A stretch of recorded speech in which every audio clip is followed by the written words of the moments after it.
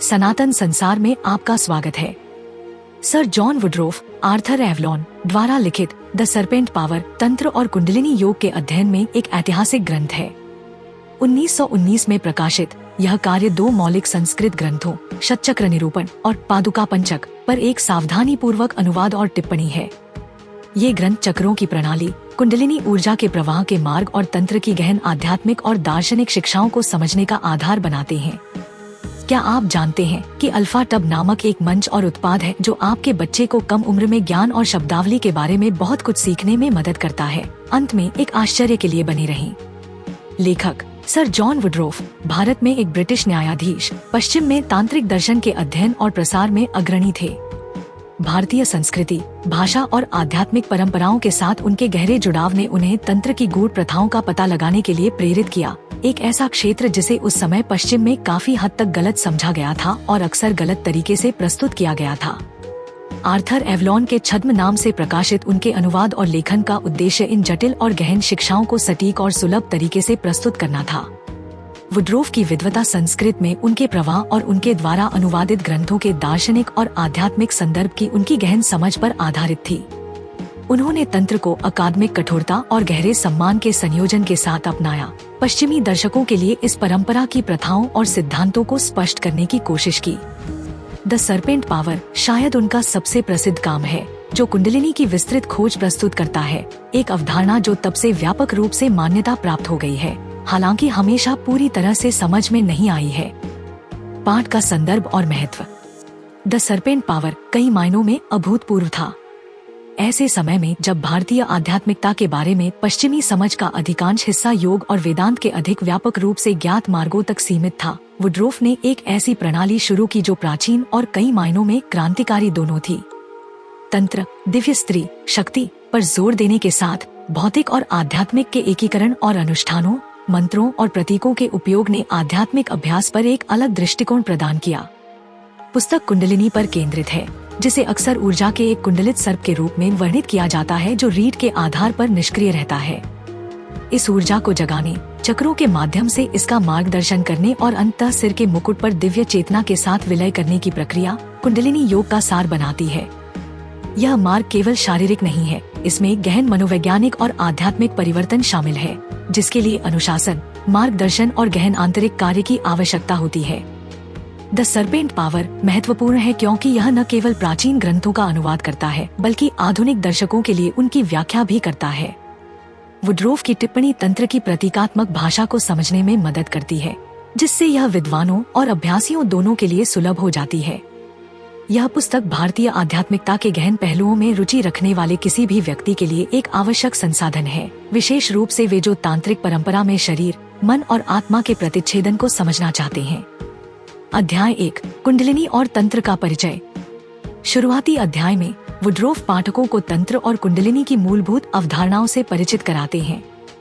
वह तंत्र को भारतीय आध्यात्मिक परंपराओं के व्यापक संदर्भ में रखकर शुरू करते हैं, यह समझाते हुए कि यह एक ऐसा मार्ग है जो अभ्यासी के भीतर दिव्य ऊर्जा को जगाने और उसका दोहन करने का प्रयास करता है। अन्य मार्गों के विपरीत जो त्याग या तपस्या पर जोर दे सकते हैं, तंत्र भौतिक दुनिया को दिव्य की अभिव्यक्ति के रूप में अपनाता है, जो रोजमर्रा के अनुभवों को आध्यात्मिक विकास के अवसरों में बदलने की कोशिश करता है। वुडरोफ फिर कुंडलिनी की अवधारणा में तल्लीन होते हैं, इसे एक आदिम ऊर्जा के रूप में वर्णित करते हैं, जो रीढ़ के आधार पर एक सर्प की तरह कुंडलित होकर निष्क्रिय रहती है। इस ऊर्जा का जागरण कुंडलिनी योग का मुख्य लक्ष्य है, एक ऐसी प्रक्रिया जिसमें कुंडलिनी को रीढ़ की हड्डी के साथ चक्रों या ऊर्जा केंद्रों के माध्यम से निर्देशित करना शामिल है। प्रत्येक चक्र विशिष्ट शारीरिक, मानसिक और आध्यात्मिक गुणों से जुड़ा होता है और इन चक्रों के सक्रिय होने से गहरा परिवर्तन होता है। अध्याय पाठक को तंत्र में गुरु की भूमिका से भी परिचित कराता है, इस बात पर जोर देते हुए कि कुंडलिनी के सुरक्षित और प्रभावी जागरण के लिए एक योग्य शिक्षक का मार्गदर्शन आवश्यक है। कुंडलिनी जागरण की प्रक्रिया चुनौतीपूर्ण और संभावित रूप से खतरनाक हो सकती है यदि उचित तैयारी और मार्गदर्शन के बिना इसे शुरू किया जाए। वुडरोफ इस बात पर जोर देते हैं कि यह मार्ग आकस्मिक साधक के लिए नहीं है, बल्कि इसके लिए समर्पण, अनुशासन और आध्यात्मिक विकास की सच्ची इच्छा की आवश्यकता होती है। अध्याय 2, षटचक्र निरूपण, एक अवलोकन। दूसरा अध्याय षटचक्र निरूपण का अवलोकन प्रदान करता है, जो प्राथमिक पाठ है जिस पर द सर्पेंट पावर आधारित है। 16वीं शताब्दी का यह संस्कृत पाठ 6 चक्रों का विस्तृत वर्णन है जो कुंडलिनी के आरोहण के लिए केंद्रीय मार्ग बनाते हैं। वुड्रोफ बताते हैं कि यह पाठ केवल एक शारीरिक वर्णन नहीं है बल्कि आध्यात्मिक यात्रा का एक प्रतीकात्मक मानचित्र है। षटचक्र निरूपण प्रत्येक चक्र के स्थान, विशेषताओं और प्रतीकात्मक विशेषताओं के साथ साथ उन मार्गों, नाड़ियों को रेखांकित करता है जिनके माध्यम से कुंडलिनी ऊर्जा चलती है। यह पाठ रीढ़ की हड्डी के आधार पर मूलाधार चक्र से सिर के मुकुट पर सहस्रार चक्र तक कुंडलिनी की यात्रा का वर्णन करता है, एक ऐसी प्रक्रिया जो उच्च चेतना के जागरण और दिव्य आत्म की प्राप्ति का प्रतिनिधित्व करती है। इस पाठ पर वुड्रोफ की टिप्पणी अमूल्य है क्योंकि वह सघन प्रतीकात्मक भाषा को खोलता है और चक्रों के अंतर्निहित आध्यात्मिक अवधारणाओं की व्याख्या करता है। वह इस बात पर जोर देता है कि चक्र केवल भौतिक संरचनाएं नहीं है बल्कि आध्यात्मिक यात्रा में चेतना के विभिन्न स्तरों और चरणों का प्रतिनिधित्व करते हैं। यह अध्याय निम्नलिखित अनुभागों में प्रत्येक चक्र की अधिक विस्तृत खोज के लिए आधार के रूप में कार्य करता है। अध्याय 3 मूलाधार चक्र। तीसरा अध्याय मूलाधार चक्र को समर्पित है जो षटचक्र निरूपण में वर्णित 6 चक्रों में से पहला है। रीढ़ की हड्डी के आधार पर स्थित मूलाधार चक्र पृथ्वी के तत्व और गंध की भावना से जुड़ा हुआ है। इसका प्रतीक 4 पंखुड़ियों वाला कमल है जिनमें से प्रत्येक पर एक विशिष्ट संस्कृत अक्षर अंकित है। वुड्रोफ बताते हैं कि मूलाधार चक्र निष्क्रिय कुंडलिनी ऊर्जा का स्थान है जिसे कुंडलित सर्प के रूप में दर्शाया गया है। मूलाधार चक्र का सक्रिय होना कुंडलिनी जागरण की प्रक्रिया का पहला चरण है। यह चक्र स्थिरता, सुरक्षा और अस्तित्व के गुणों से जुड़ा हुआ है जो भौतिक और आध्यात्मिक दोनों शरीर की नींव का प्रतिनिधित्व करता है। यह अध्याय मूलाधार चक्र से जुड़ी प्रथाओं और मंत्रों पर विस्तार से चर्चा करता है, यह समझाते हुए कि इनका उपयोग निष्क्रिय कुंडलिनी ऊर्जा को जगाने के लिए कैसे किया जा सकता है। वुड्रोफ इस प्रक्रिया के दौरान उत्पन्न होने वाली चुनौतियों पर भी चर्चा करते हैं जिसमें संभावित शारीरिक और मनोवैज्ञानिक लक्षण शामिल हैं जो इस शक्तिशाली ऊर्जा के जागरण के साथ हो सकते हैं। वे इन चुनौतियों से निपटने में ग्राउंडिंग अभ्यासों और गुरु के मार्गदर्शन के महत्व पर जोर देते हैं। अध्याय 4 स्वाधिष्ठान चक्र। चौथा अध्याय स्वाधिष्ठान चक्र पर केंद्रित है जो नाभि के ठीक नीचे स्थित दूसरा चक्र है। यह चक्र जल तत्व और स्वाद की भावना से जुड़ा हुआ है। इसका प्रतीक 6 पंखुड़ियों वाला कमल है जिनमें से प्रत्येक पर एक विशिष्ट संस्कृत अक्षर अंकित है। वुड्रोफ बताते हैं कि स्वाधिष्ठान चक्र अवचेतन मन, भावनाओं और रचनात्मकता का केंद्र है। यह इच्छाओं, आनंद और कामुकता का स्थान है और इसके सक्रियण में उन आसक्तियों और इच्छाओं पर काबू पाना शामिल है जो आत्मा को भौतिक दुनिया से बांधती हैं। अध्याय स्वाधिष्ठान चक्र को सक्रिय करने के लिए उपयोग की जाने वाली प्रथाओं और मंत्रों के साथ साथ इस प्रक्रिया के दौरान उत्पन्न होने वाली संभावित चुनौतियों का पता लगाता है। स्वाधिष्ठान चक्र आध्यात्मिक यात्रा में एक महत्वपूर्ण चरण का प्रतिनिधित्व करता है क्योंकि इसमें आध्यात्मिक प्रगति में बाधा डालने वाली निम्न इच्छाओं और भावनाओं का सामना करना और उन्हें बदलना शामिल है। वुड्रोफ मन और भावनाओं को शुद्ध करने के महत्व पर जोर देते हैं, साथ ही स्वयं के उच्च पहलुओं को जगाने के लिए सांसारिक सुखों से अलगाव की भावना पैदा करते हैं। अध्याय 5 मणिपुर चक्र। पांचवा अध्याय मणिपुर चक्र तीसरे चक्र का पता लगाता है जो सौर जाल में स्थित है। यह चक्र अग्नि तत्व और दृष्टि की भावना से जुड़ा हुआ है। इसका प्रतीक 10 पंखुड़ियों वाला कमल है जिनमें से प्रत्येक पर एक विशिष्ट संस्कृत अक्षर है। वुड्रोफ बताते हैं कि मणिपुर चक्र व्यक्तिगत शक्ति, इच्छा शक्ति और परिवर्तन का केंद्र है। यह पाचन तंत्र और भोजन को ऊर्जा में बदलने की प्रक्रिया से जुड़ा हुआ है। मणिपुर चक्र को सक्रिय करने में आंतरिक अग्नि का दोहन करना और उसे आध्यात्मिक विकास की ओर निर्देशित करना शामिल है। अध्याय मणिपुर चक्र से जुड़ी प्रथाओं और मंत्रों के साथ साथ इसके सक्रियण के दौरान आने वाली संभावित चुनौतियों पर भी चर्चा करता है। वुड्रोफ शरीर के भीतर अग्नि तत्व को संतुलित करने के महत्व के साथ साथ आंतरिक शक्ति और आत्मविश्वास की भावना को विकसित करने के महत्व पर चर्चा करते हैं। मणिपुर चक्र आध्यात्मिक यात्रा में एक महत्वपूर्ण चरण का प्रतिनिधित्व करता है क्योंकि यह वह बिंदु है जहां अभ्यासी अपनी इच्छा को व्यक्त करना शुरू करता है और अपने आध्यात्मिक भाग्य को नियंत्रित करता है। अध्याय 6 अनाहत चक्र।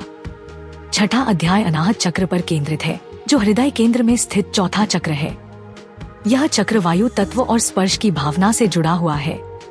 इसका प्रतीक 12 पंखुड़ियों वाला कमल है जिनमें से प्रत्येक पर एक विशिष्ट संस्कृत अक्षर अंकित है। वुड्रोफ बताते हैं कि अनाहत चक्र प्रेम, करुणा और भावनात्मक संतुलन का केंद्र है। यह वह बिंदु है जहां जीवन के भौतिक और भावनात्मक पहलुओं से जुड़े निचले चक्र आध्यात्मिक चेतना से जुड़े उच्च चक्रों को रास्ता देना शुरू करते हैं। अनाहत चक्र को सक्रिय करने में स्वयं और दूसरों दोनों के लिए बिना शर्त प्यार और करुणा की खेती करना शामिल है। अध्याय अनाहत चक्र से जुड़ी प्रथाओं और मंत्रों के साथ साथ इसके सक्रियण के दौरान उत्पन्न होने वाली संभावित चुनौतियों का पता लगाता है।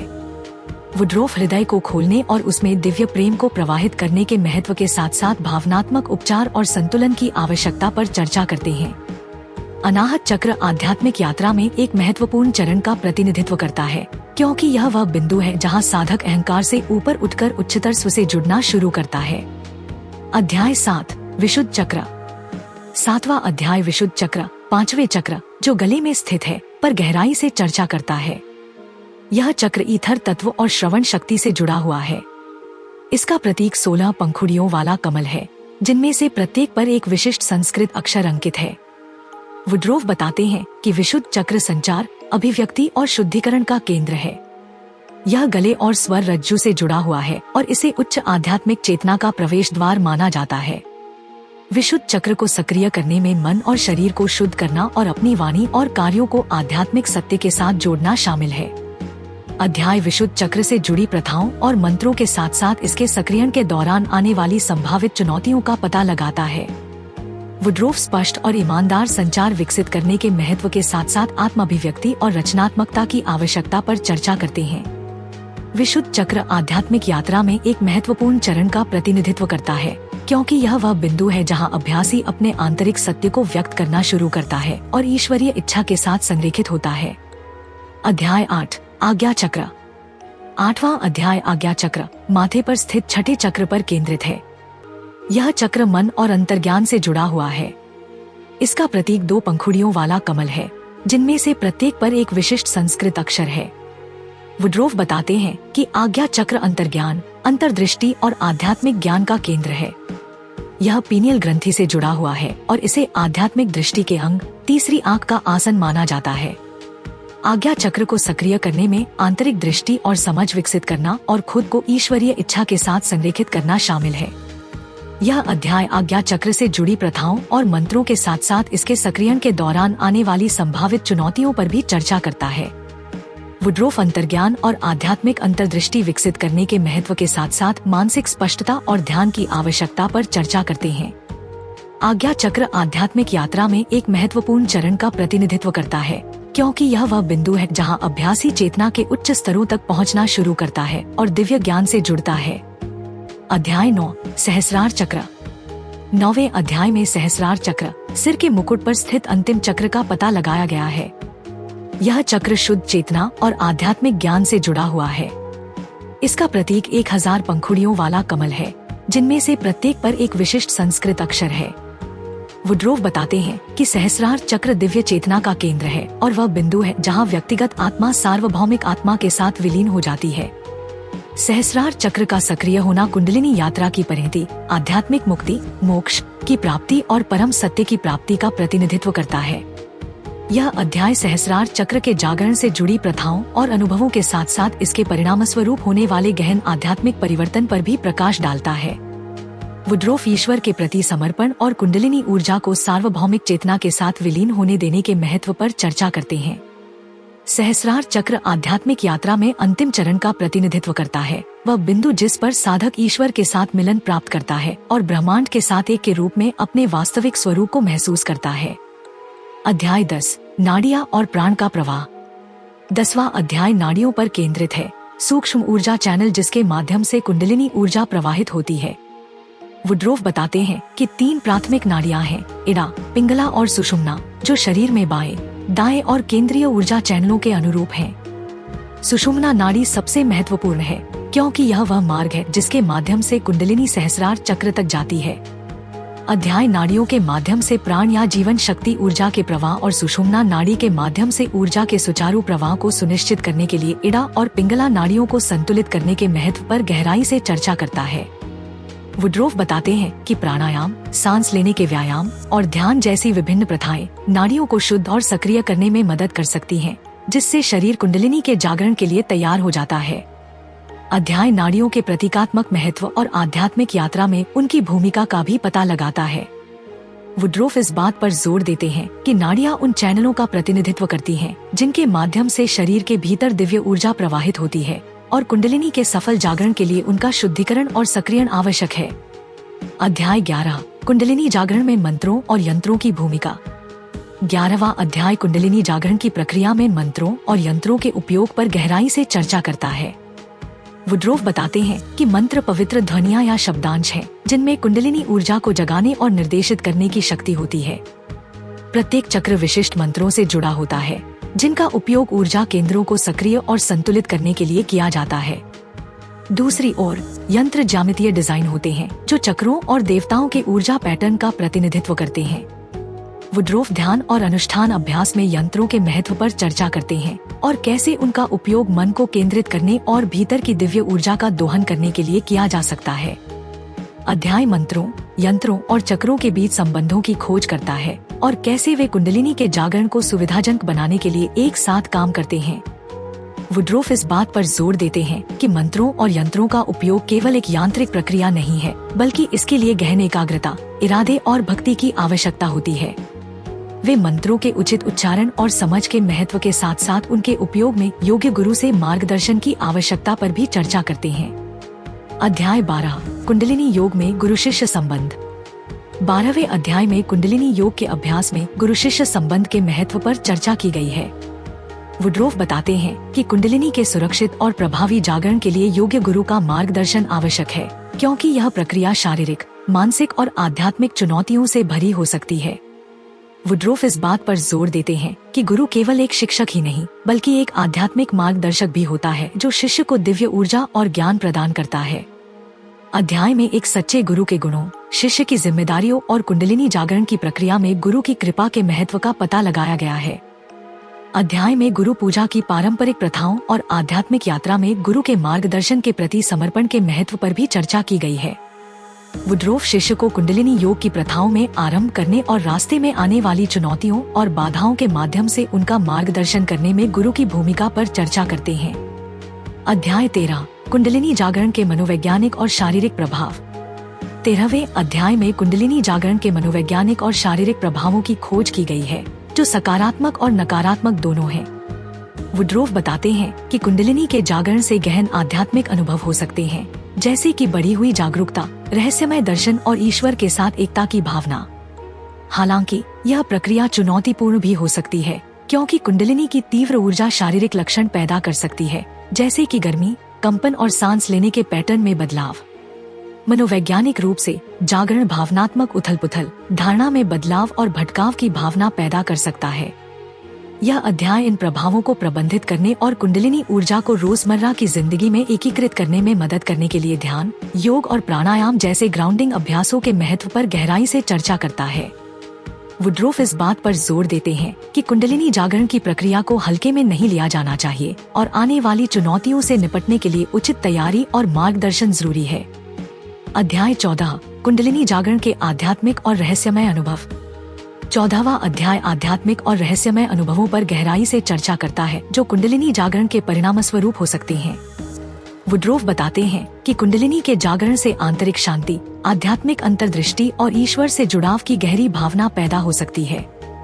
इन अनुभवों के साथ अक्सर आनंद, खुशी और प्रेम की भावनाएं भी होती हैं, क्योंकि अभ्यासी अपने भीतर दिव्य उपस्थिति का अनुभव करता है। वुड्रोफ ने कुंडलिनी जागरण के परिणाम स्वरूप दिव्य दृष्टि, टेलीपैथी और उपचार शक्तियों जैसी मानसिक क्षमताओं के उभरने की संभावना पर भी चर्चा की है। हालांकि उन्होंने इस बात पर जोर दिया कि ये क्षमताएं आध्यात्मिक मुक्ति के प्राथमिक लक्ष्य के लिए गौण हैं और इन्हें अभ्यास का केंद्र नहीं होना चाहिए। अध्याय कुंडलिनी जागरण और समाधि के अनुभव, दिव्य में पूर्ण तल्लीनता की स्थिति के बीच संबंधों की खोज करता है। वुड्रोफ समाधि के विभिन्न चरणों और इन चरणों से गुजरने वाले अभ्यासी के गहन परिवर्तन पर चर्चा करते हैं। वे आध्यात्मिक यात्रा के लिए एक संतुलित और जमीनी दृष्टिकोण बनाए रखने के महत्व पर भी जोर देते हैं, भले ही व्यक्ति दिव्य मिलन के आनंद और परमानंद का अनुभव करता हो। अध्याय 15 निष्कर्ष, आध्यात्मिक मुक्ति का मार्ग। द सर्पेंट पावर का अंतिम अध्याय पुस्तक के निष्कर्ष के रूप में कार्य करता है, जो पूरे पाठ में चर्चा की गई प्रमुख अवधारणाओं और शिक्षाओं का सारांश प्रस्तुत करता है। वुड्रोफ इस बात पर जोर देते हैं कि कुंडलिनी जागरण का अंतिम लक्ष्य आध्यात्मिक मुक्ति, मोक्ष है, जो ईश्वर के साथ एक होने के नाते सच्चे आत्म की प्राप्ति है। वुड्रोफ कुंडलिनी योग के अभ्यास में दृढ़ता, अनुशासन और भक्ति के महत्व और आध्यात्मिक यात्रा के लिए एक ईमानदार और विनम्र दृष्टिकोण की आवश्यकता पर चर्चा करते हैं। वे गुरु शिष्य संबंध, मंत्रों और यंत्रों के उपयोग और कुंडलिनी के जागरण में चक्रों और नाड़ियों की भूमिका के महत्व पर भी जोर देते हैं। अध्याय कुंडलिनी जागरण के परिणामस्वरूप होने वाले गहन परिवर्तन और इस अभ्यास से आध्यात्मिक ज्ञान और ईश्वर के साथ मिलन की संभावना पर चिंतन के साथ समाप्त होता है। वुड्रोफ पाठकों को आध्यात्मिक सत्य की खोज के लिए श्रद्धा, सम्मान और गहरी प्रतिबद्धता के साथ कुंडलिनी योग के मार्ग पर चलने के लिए प्रोत्साहित करते हैं। निष्कर्ष: सर जॉन वुड्रोफ द्वारा लिखित द सरपेंट पावर तंत्र और कुंडलिनी योग की गूढ़ शिक्षाओं की एक व्यापक और गहन खोज है। शतचक्र निरूपण और पादुका पंचक पर अपने सावधानी पूर्वक अनुवाद और टिप्पणी के माध्यम से वुड्रोफ पाठकों को चक्रों, कुंडलिनी ऊर्जा और आत्मज्ञान की ओर आध्यात्मिक यात्रा की विस्तृत समझ प्रदान करता है। इस सारांश में द सरपेंट पावर में चर्चा की गई प्रमुख अवधारणाओं, प्रथाओं और शिक्षाओं पर गहराई से चर्चा की गई है, जो विद्वानों और अभ्यासियों दोनों के लिए इस पाठ के महत्व के बारे में गहन जानकारी प्रदान करता है।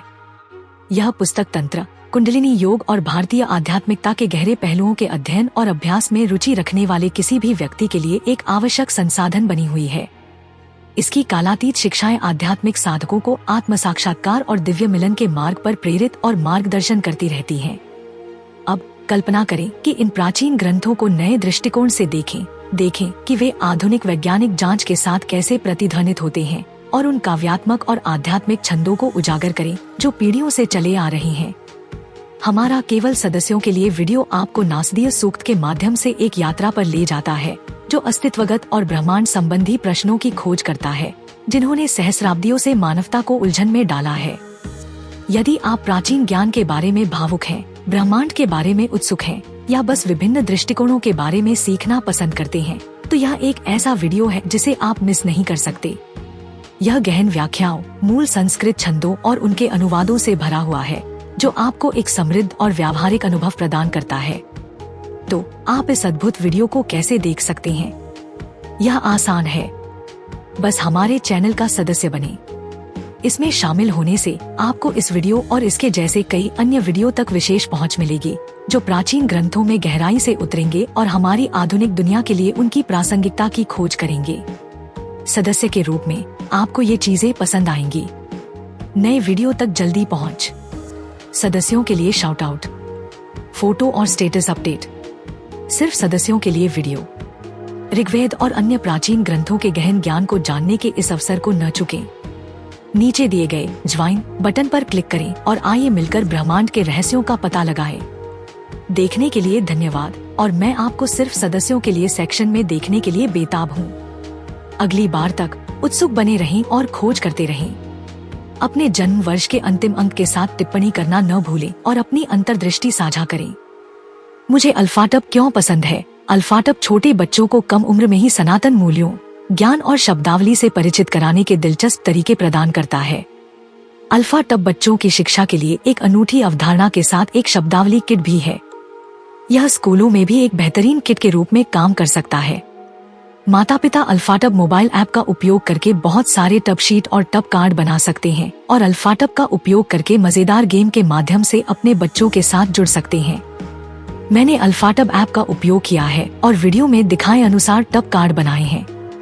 जब मैंने पहली बार अल्फाटब देखा तो मुझे पता था कि मेरे भतीजे और भतीजी इसे पसंद करेंगे। यह बच्चों के अनुकूल सामग्री से बना है, बहुत अच्छी गुणवत्ता वाला है, टूटने वाला नहीं है और लंबे समय तक चलेगा। मेरे प्रोमो कोड सनातन से 20% छूट प्राप्त करें, लिंक विवरण में है। यह हमारा सौभाग्य है कि हम अपने सनातन धर्म के ऐसे अद्भुत ज्ञान को फैलाने में सक्षम हैं। हम चाहते हैं कि आप अधिक से अधिक लोगों तक पहुंचने में आपकी मदद करें, ताकि वे हमारे धर्म के बारे में जान सकें। हमारा आपसे अनुरोध है कि हमारे वीडियो को अधिक से अधिक लोगों तक साझा करें। कृपया हमारे अन्य वीडियो देखें। सनातन इतिहास के अधिक वीडियो के लिए सनातन संसार आई की सदस्यता लें।